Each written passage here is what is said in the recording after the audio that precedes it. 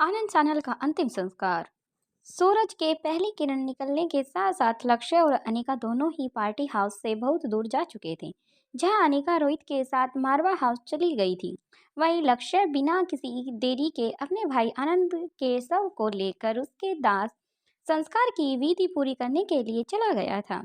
यह कर्ज उसे बहुत ही खुफिया तरीके से पूरा करना था। इसका एक बड़ा कारण ये था कि वो लोगों को अथवा मीडिया को इस बात का जवाब नहीं दे सकता था। ठीक इसी समय उसने आनंद को कैसे प्राप्त किया और बाकी लोगों को उससे बचाने की क्या बाहर और निकाल कर कोशिश की, इस सभी सवालों के जवाब उसके पास नहीं थे और नहीं वो देना चाहता था। इसकी सूचना उसने पुलिस को या अन्य लोगों को क्यों नहीं दी? वह कौन लोग थे जिन्हें इस हादसे से अंजाम दिया था? दूसरा, आनंद के शरीर के नीले होने का सही कारण क्या था? किसी को नहीं बताया जा सकता था। इसके अलावा भी आनंद का शव अनेक प्रकार से ऐसे सवालों का खड़ा करने वाला था जिसके जवाब उसके पास ही नहीं थे। इसलिए बिना किसी की मदद के वह इस काम को अतिशीघ्र पूरा कर देना चाहता था। चुपचाप अपने बंगलों पर पहुंच जाता है। अब रह रहकर उसकी आंखों के सामने वह हुआ वो दृश्य घूम रहा था जब उसके हिस्से की मौत उसके भाई ने अपना अधिकार कर कर ले ली थी। आनंद के रूप में अपने भाई को नहीं बल्कि अपने पिता जैसे व्यक्ति को खोया था। उसके अपने आनंद के रूप में अपने भाई को नहीं बल्कि अपने पिता जैसे व्यक्ति को खोया था। उसके अपने पिता के शहीद होने के बाद आनंद ने कभी भी उसे अकेला नहीं छोड़ा था। बेशक लक्ष्य एक मजबूत हृदय का सेनानी क्यों न था, उसके बाद भी वह हृदय और भावनाओं से हीन नहीं था।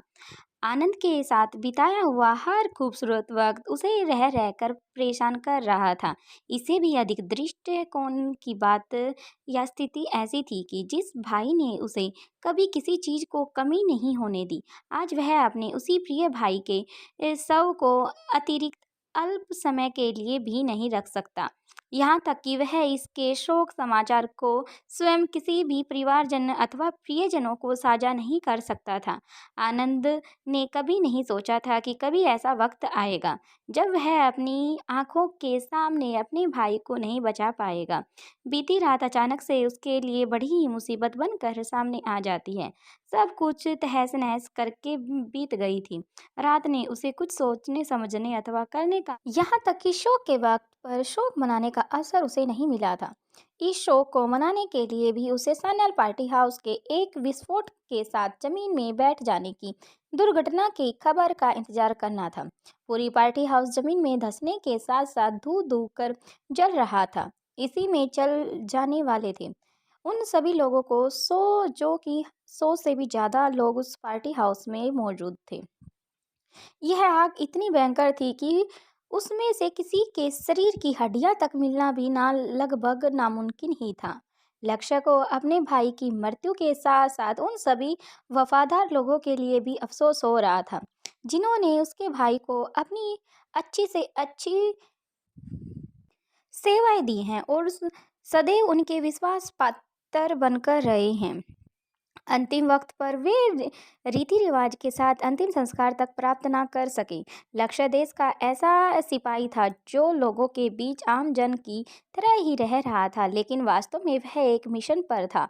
आज उसका बड़ा भाई इसी मिशन के बलि चढ़ गया था। बड़ी से बड़ी दुर्घटना, बड़े से बड़े हृदय विराद कांड उसे अपने मिशन से नहीं भटका सकते थे। इसलिए घर वापस आने के बाद सबसे पहले वह इस घटना की खबर अपने सीनियर तक पहुंचा देता है और साथ ही उन्हें तैयार करने के लिए भी कहता है। यह घटना यहीं रुक जाने वाली नहीं थी अथवा किसी और बड़े तूफान की शुरुआत हो चुकी थी। इस विषय पर पूर्व अनुमान नहीं लगाया जा सकता था कि इसलिए वह इसे मामले को आर्मी के द्वारा अपने हाथ में लिए जाने की सिफारिश पर देता है ताकि और कई प्रकार की समस्या और सेवाओं से बच सके। अपने ऑफिसर को पूर्व सूचना देने के अतिरिक्त अब लक्ष्य के लिए यह भी सोचने का विषय बन चुका था कि किस तरह इस केस को देश या ऐसी दिशा को दे जिससे कि वह आदमियों के अंदर चल रहे हर एक काम को बयां कर सके और उनके बारे में जान सके। इस दुर्घटना का आम जन के बीच में आना भी ठीक नहीं था। इस बात को रहस्य बनाकर रखने के लिए यही बेहतर था। उसका अपना डिपार्टमेंट में इसे अपने अंडर में ले लिए, फिर अपने तरीके से रिपोर्ट करे और तैयार कर सके। इन सभी तथ्यों को एक साथ एक पल के लिए लक्ष्य नहीं भूल पा रहा था। उसे अब जितनी जल्दी हो सके उतनी जल्दी अनिका से मिलकर सारी बातों को स्पष्ट करना होगा। यदि तो सभी तथ्यों पर नहीं तो कम से कम जितनी आवश्यक थी उतने विषयों पर इनसे बात कर सके। वह अच्छी तरह जानता था कि उसके भाई के अंतिम सांसें लेने पहले अनिका को जो कुछ भी दिया था, उससे अनिका के कई छोटे बड़े सवाल सुलझने में उसे मिल सकते हैं। उन सवालों के सुलझने के बाद लेकिन साथ ही साथ कुछ नए सवाल खड़े भी होने वाले थे, जिसकी जवाब लक्ष्य दे सकता था, और लक्ष्य के कई सवालों के जवाब उसे अनिका से मिलने वाले थे। स्वयं लक्ष्य के लिए भी यह जानना जरूरी था, उस स्टैचू और लैपटॉप में क्या है इंफॉर्मेशन। हालांकि ज़्यादातर चीज़ें लक्ष्य जानता था, लेकिन फिर भी वह दोनों लक्ष्य के लिए ज़रूरी थी। लक्ष्य यह बात जानता था कि अनिका खुद अपने आप में एक रहस्य थी, उसके बारे में सब कुछ जानना संभव नहीं है, लेकिन फिर भी लक्ष्य ने उसे लड़ते हुए देखा था। अब नया सवाल यह भी था कि वह अनिका के बारे में कुछ भी जानता था अथवा उसके बारे में कुछ जानना चाहता था। फिर लक्ष्य का कुछ ऐसा लक्ष्य बन चुका था कि वह अनिका के बारे में हर छोटी से छोटी और बड़ी से बड़ी इंफॉर्मेशन जानना चाहता था। लक्ष्य ने अब मन ही मन अपने अंदर एक अलग से लक्ष्य बना लिया था। इधर जब तक इस घटना को कई घंटे बीत चुके थे, लक्ष्य के पास पार्टी हाउस की दुर्घटना की खबर आ चुकी थी। अब वह वक्त आ चुका था जब उसे अपने सामाजिक कार्यों पूरे करते हुए दिखाई देना था। इसके अलावा बड़ी ही समझदारी के साथ इस विषय को लोक पुलिस के हाथों से निकालना था।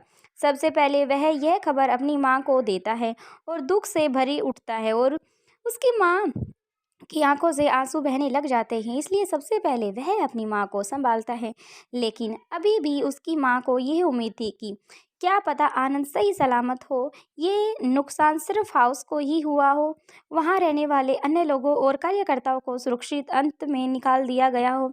अतः वह अपने सिक्योरिटी के साथ पार्टी हाउस के साथ पहुँच जाता है।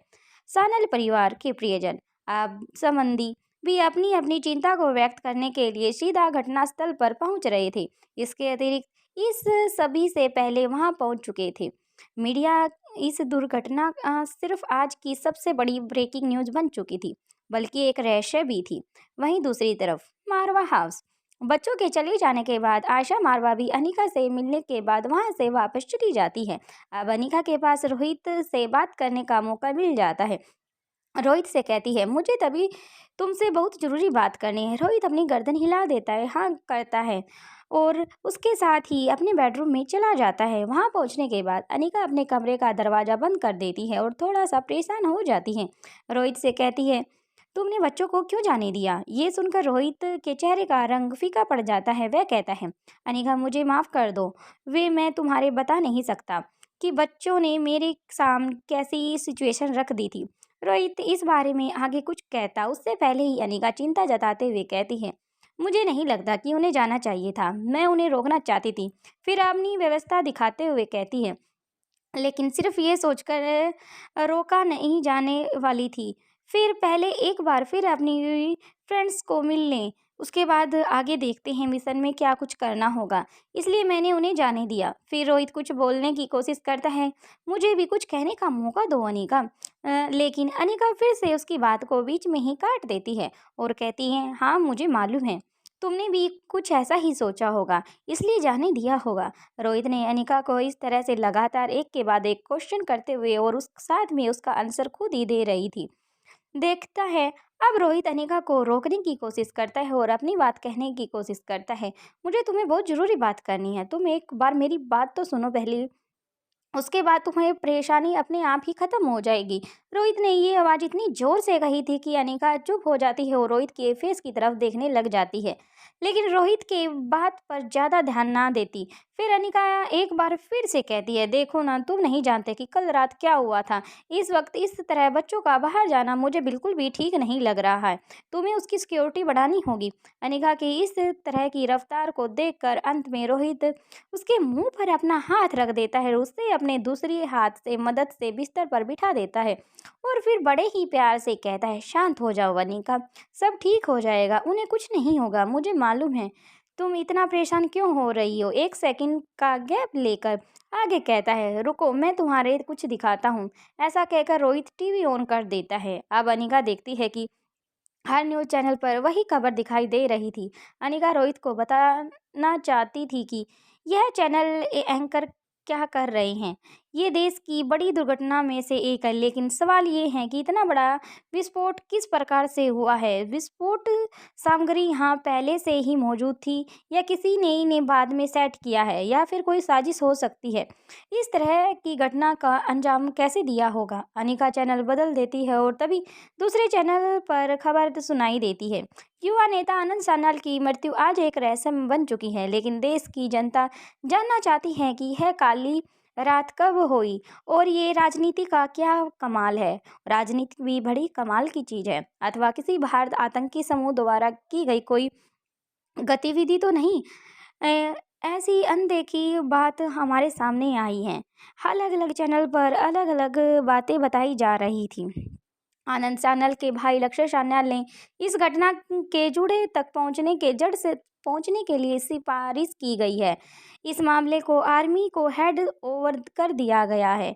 उनका कहना है कि उन्हें देश की पुलिस पर बिल्कुल भी भरोसा नहीं है। मीडिया में लक्ष्य सान्याल का बयान सुनाई देता है, यह सिर्फ मेरे भाई की मृत्यु नहीं है और कोई प्रश्न नहीं है, ये पर्सन उन सभी पार्टीकर्ताओं के परिवार को भी है जिनके प्रियजन इस दुर्घटना में सभी को छोड़कर चले गए हैं। अगर राजनीति पार्टियों के साथ यही सब होता रहा तो लोगों का लोकतंत्र से विश्वास उठ जाएगा। मैं इस बात को स्वीकार नहीं करता कि ऐसी कोई बड़ी घटना पुलिस को दी जानी चाहिए बिना घटित हुए भी। इस वक्त मुझे किसी पर कोई विश्वास नहीं है, इसलिए मैं प्रशासन को प्रार्थना करता हूं कि यह अपने इस अहम का विषय ना समझे और इसकी छानबीन उत्तराधिकारी आर्मी को दे और ओवर करते हुए आर्मी की जो भी रिपोर्ट होगी मुझे वो स्वीकारनीय होगी। जहां लक्ष्य का बयान इस पंक्तियों के साथ समाप्त हो जाता है, वहीं अनिका को पुलिस की एक झलक के साथ अर्जुन सिंह का चेहरा दिखाई देता है। उसे देखकर अनिका थोड़ी सी हैरान हो जाती है और बाकी सब बातों को छोड़कर रोहित से पूछती है और कहती है, मुझे लगा कि भूमि अभी जगी ही नहीं होगी, लेकिन ये लोग तो वहाँ क्या कर रहे हैं? रोहित अनिका की बात का जवाब देते हुए कहता है, इतनी बड़ी घटना होने की स्पेशल पुलिस फोर्स वहाँ नहीं होगी। कौन होगा? उनकी ड्यूटी, और तुम जानती ही हो अपनी ड्यूटी को लेकर वे कितने उत्सुक रहते हैं। लेकिन फिलहाल तुम्हें इस बारे में ज़्यादा सोचने और समझने की ज़रूरत नहीं है क्योंकि कहीं नहीं गए हैं और शायद उसे उसकी सूचना नहीं मिल पाई है। सिर्फ उसके साथ ही डिपार्टमेंट के दूसरे सभी लोगों को वे अभी भी अपने कमरे से ही देख रहे होंगे। बाकी का नेक्स्ट एपिसोड में वीडियो पसंद आ रही है तो प्लीज़ लाइक शेयर सब्सक्राइब और कमेंट कर ज़रूर जाना। जल्द मिलते हैं नई वीडियो के साथ। Thank you friends.